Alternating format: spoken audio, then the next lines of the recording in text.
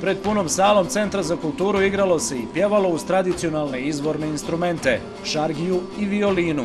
Svoje umjeće predstavili su svi, od onih najmlađih pa do starih igrača i pjevača. Koncert je dio jesenjih dana kulture, koji se posljednjih godina tradicionalno održavaju u gradu na Usori.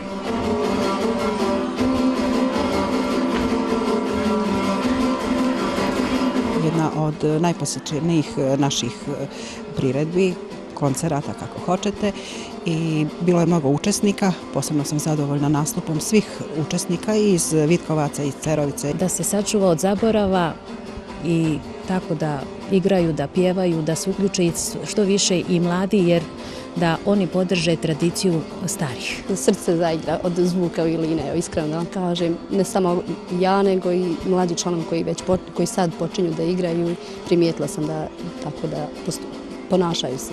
Znači, uspjeli ste ljubav prema izvornim instrumentima prenijeti na mlade? Naravno, a samim tim to je i moj poziv kao učiteljice da prenosimo stvaralaštvo s koljena na koljeno. Izvorna muzika već je pustila svoje korijene i među mlađom generacijom.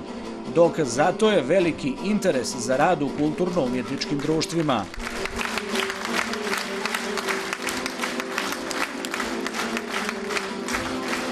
Kaži mi, u tvome selu, koliko se igraju kola izvorna, koliko se svira izvorna muzika? Pa dosta, često kad su veselja, tada tradicionalno igramo i mladi i stari zajedno. Znači, sačuvali ste izvornu muziku od zaborava? Da.